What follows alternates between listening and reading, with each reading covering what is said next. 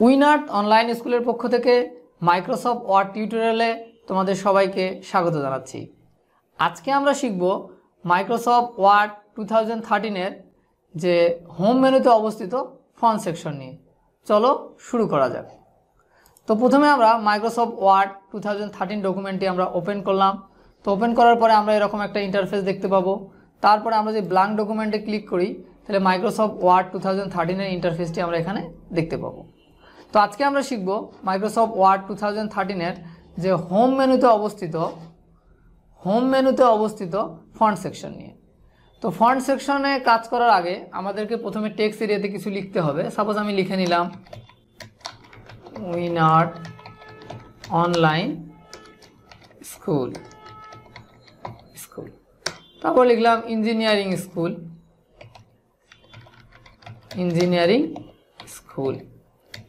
In Bangladesh. আচ্ছা, এখন যদি আমরা এই লেখাটার ফন্ট চেঞ্জ করতে চাই তো প্রথমে লেখাটিকে আগে আমাদের সিলেক্ট করতে হবে। তো এই আমরা যে কাজটি করতে চাই না কেন সেই পোর্শনের আমাদের কিন্তু লেখাটিকে আগে সিলেক্ট করে নিতে হবে। তো সাপোজ দেখো আমি উইনার্থ অনলাইন স্কুল লেখাটিকে আগে সিলেক্ট করেছি। এখন আমি চাচ্ছি এই লেখাটার ফন্টটা চেঞ্জ করে ফেলবো।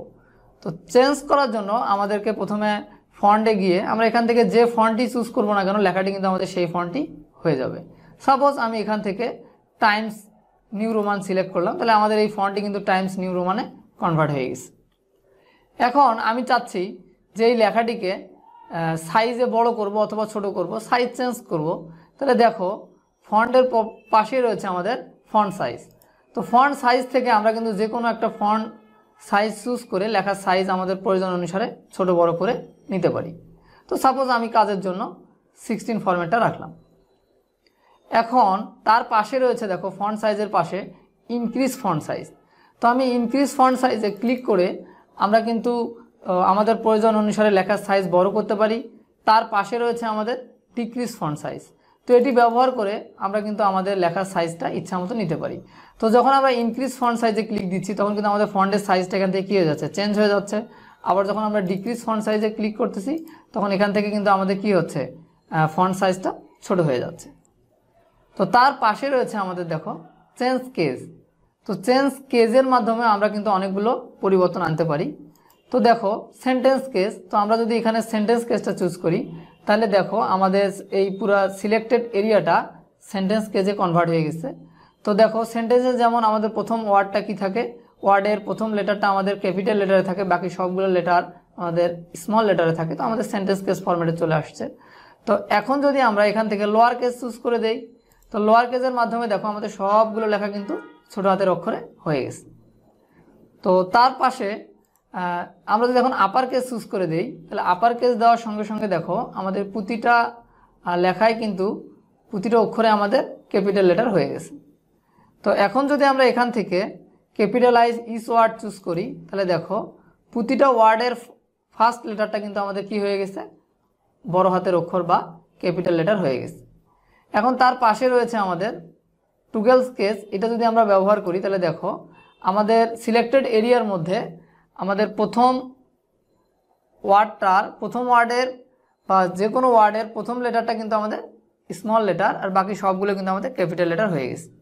তো আমরা যত পরিবর্তন এনেছি এই পরিবর্তন থেকে যদি আমরা পূর্বের অবস্থায় ফিরে যেতে চাই তাহলে আমরা যদি ক্লিয়ার অল ফরম্যাটিংয়ে ক্লিক দিতে থাকি তাহলে আমরা কিন্তু আমাদের আগের ফরম্যাটে ফিরে যেতে পারবো। অথবা আমরা যদি কিবোর্ড থেকে Ctrl-Z প্রেস করতে থাকি, Ctrl-Z, তাহলেও কিন্তু আমরা আমাদের পূর্বের ফরম্যাটে ফিরে যেতে পারবো। তো আমরা Ctrl-Zটা যতবার প্রেস করব তো ততবার আমাদের ব্যাক সাইডে কিন্তু যেতে থাকবে, পূর্বের অবস্থায় আমরা ফিরে যেতে পারবো। তো এটি কিন্তু শর্টকাট ফরম্যাট আমাদের। তো এরপরে আমরা যদি এই টেক্সট এরিয়াটুকুকে, সাপোজ আমি এইটুকুকে বোল্ড বা মোটা অক্ষরে দেখতে চাই অথবা আমি এইটুকুকে মোটা অক্ষরে দেখতে চাই, তো দেখো ফন্ট মেনুতে রয়েছে বোল্ড অপশন। আমরা যদি বোল্ড ক্লিক দেই তাহলে ওই লেখাটি কিন্তু একটু মোটা হয়ে যাচ্ছে। আবার যদি এটিকে ক্লিক দেই তাহলে ওটা আনসিলেক্ট অবস্থায় হয়ে যাবে। তো আমাদেরকে প্রথমে যে অংশটুকু আমরা বোল্ড করতে চাই সেটিকে আমাদেরকে প্রথমে আগে সিলেক্ট করতে হবে। তো সিলেক্ট করার পর বোল্ডে যদি ক্লিক দেই আমাদের লেখাটি মোটা হয়ে যাচ্ছে। এর পরবর্তীতে রয়েছে আমাদের ইতালিক। লেখাটিকে যদি আমরা একটু বাঁকা করতে চাই তাহলে দেখো আমরা যদি ইতালিকে ক্লিক দেই তাহলে লেখাটা আমাদের বাঁকা হয়ে যাবে, কিন্তু শর্ত হচ্ছে কিন্তু আমাদের লেখাটিকে আগে সিলেক্ট অবস্থায় থাকতে হবে। তারপরে সাপোজ আমি চাচ্ছি এই পুরো লেখাটার উপরে আমি আন্ডারলাইন করতে যাচ্ছি। তো সাপোজ পুরো লেখাটিকে আন্ডারলাইন করার জন্য আমরা যে লেখাটিকে প্রথমে আমাদের সিলেক্ট করে নিতে হবে। তো সিলেক্ট করার পরে আমরা আন্ডারলাইনে ক্লিক দেওয়ার সঙ্গে পুরো লেখাটি আমাদের কী হয়ে যাচ্ছে, আন্ডারলাইন হয়ে যাচ্ছে। তো আন্ডারলাইন থেকে আমাদের নিচে যদি আসি তাহলে এখানে আন্ডারলাইনে কিন্তু অনেকগুলো আমরা দেখতে পাচ্ছি। তো এখান থেকে আমাদের পছন্দ মতো আমরা কি করতে পারি, আন্ডারলাইন অংশটা চুজ করতে পারি। তো যদি মনে হয় যে না আমি আন্ডারলাইনটা আর রাখবো না, তাহলে আবার যদি চুজ করে আমরা যদি আন্ডারলাইনে গিয়ে এই যে নান আছে এটা যদি আমরা চুজ করে দেই তাহলে দেখো আমাদের লেখাটি আগের অবস্থায় ফিরে যাচ্ছে। এখন তারপরে রয়েছে আমাদের স্ট্রাইক থ্রু। তো আমরা সাপোজ কোনো লেখাকে যদি আমরা বুঝাতে, কারেকশন বুঝাতে যদি আমরা ব্যবহার করি যে এই লেখাটা পরিবর্তে এই লেখাটা, তাহলে সেখানে কিন্তু আমরা স্ট্রাইক থ্রুর মাধ্যমে দেখো লেখাটিকে কিন্তু আমরা কি করতে পারছি, লেখাটিকে আমরা কেটে দিতে পারছি। তো দেখো যদি আমরা এটাকে কেটে দিতে চাই তাহলে এখানে যদি আমরা ক্লিক দিই তাহলে আমাদের লেখাটি কিন্তু কেটে তার সংশোধিত ফরম্যাট দেখানো যাচ্ছে। তো আমরা যদি পুরো লেখাটিকে আগের ফরম্যাটে নিতে চাই তাহলে আমরা সিলেক্ট করে যদি ওইটাতে আবার ক্লিক করি তাহলে কিন্তু সেটা আমাদের আবার পূর্বের অবস্থায় ফিরে যাবে। এখন তারপরে রয়েছে আমাদের সাবস্ক্রিপ্ট এবং সুপারস্ক্রিপ্ট। তো অনেক সময় আমরা যখন লিখি কোনো সংকেত লিখতে হয় আমাদের, সাপোজ যদি আমরা লিখি H2O পানির সংকেত যদি আমরা লিখতে চাই, আমি একটু এটাকে বড় করে নেই। তো সাপোজ এটাকে একটু বড় করে নিলাম, নেওয়ার পর দেখো আমি যদি H2O লিখতে চাই পানির সংকেত, তাহলে আমরা জানি যে H2 এটাকে নিচে লিখতে হয়, টুটাকে এই যে আপার আমাদের সাবস্ক্রিপ্ট ব্যবহার করে আমরা কিন্তু টুটা লিখে দিলে নিচে চলে যাবে, এবং এটাকে যদি আমরা আবার চুজ করি তাহলে আমাদের আগের ফরম্যাটে ফিরে যাবে। তো সাপোজ ও, এখন আমরা যদি কোনো কিছু পাওয়ার ফর্মের উপরে লেখা দেখাইতে হয়, সাপোজ আমাদের কেমিস্ট্রিতে লিখতে হয় সোডিয়াম প্লাস বা অন্য কিছু লিখতে হয়, তাহলে কোনো কিছু পাওয়ারে যদি আমাদের লিখতে হয় তো সেটির জন্য আমরা সুপারস্ক্রিপ্ট ব্যবহার করব। তো সুপারস্ক্রিপ্ট ব্যবহার করে আমরা সাপোজ এখানে প্লাস চিহ্ন দিতে পারি। তো কোনো কিছুর উপরে বা নিচে যদি আমাদের লিখতে হয় তাহলে আমরা কিন্তু সাবস্ক্রিপ্ট বা সুপারস্ক্রিপ্ট আকারে লিখতে পারি, এবং আগের ফরম্যাটে ফিরে যাওয়ার জন্য ওটিতে যদি আমরা ডাবল ক্লিক করি বা আবার একটা ক্লিক দিই, আনসিলেক্ট করে দেই, তাহলে কিন্তু আমাদের নর্মাল মোডে চলে যাবে। এখন দেখো আমরা যদি তারপরে দেখি text effect and typography. Suppose আমরা কোনো লেখার আমরা ডিজাইন করতে গেলে তো আমরা এখান থেকে কিন্তু চুজ করতে পারি। তো দেখো এখান থেকে আমরা যে কোনো একটা, এটাকে আমি একটু এদিকে সরাই নেই, কিবোর্ড থেকে কার্সার চেঞ্জে স্পেস দিয়ে আমি এটাকে সরাই নিলাম।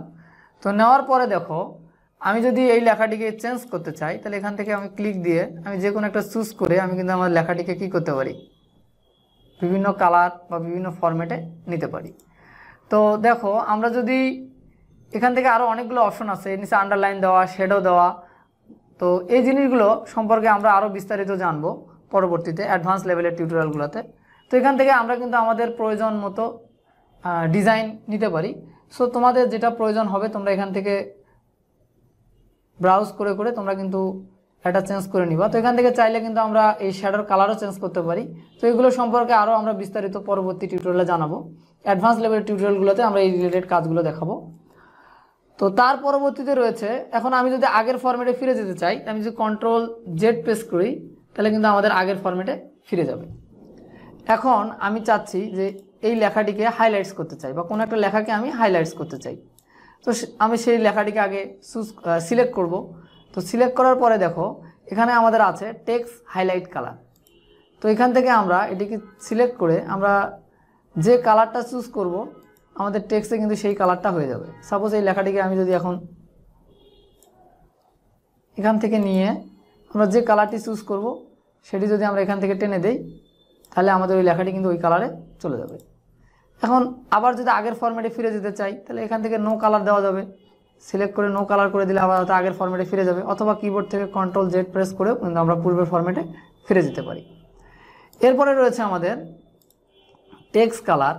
এখন আমরা যদি কোনো টেক্সটকে ইন্ডিভিজুয়াল কালার করতে চাই তো তার জন্য আমরা এখান থেকে যে কোনো একটা কালার চুজ করে কিন্তু সেই টেক্সটটিকে আমরা স্পেসিফিক কালার করতে পারি। সাপোজ এইটুকুকে আমি রেড কালার করব, অথবা পুরোটুকুকে আমি রেড কালার করতে যাচ্ছি, তাহলে এখান থেকে আমি রেড চুজ করে দিলে আমাদের রেড কালার হয়ে যাবে।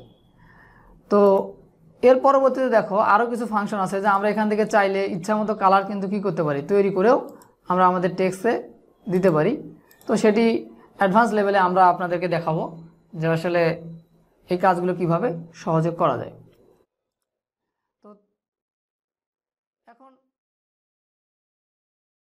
আমরা ফন্ট মেনু, যদি এখানে তীর চিহ্ন আছে আমরা যদি এখানে ক্লিক দিই, তাহলে এখানে আমরা যে ইফেক্টগুলো দেখতে পাচ্ছি, তো এই ইফেক্টগুলো যেমন size, font regular, italic, bold, এখানে ফন্টগুলো দেখা যাচ্ছে, strike through, double strike through. তো এখান থেকে আমরা একসঙ্গে সবগুলো বিষয় যদি চেঞ্জ করতে চাই তাহলে এখান থেকে আমরা সেই কাজগুলো করতে পারি।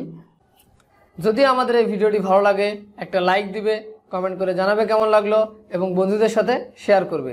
ফাইনালি অবশ্যই আমাদের চ্যানেলটি সাবস্ক্রাইব করবে। ধন্যবাদ সবাইকে।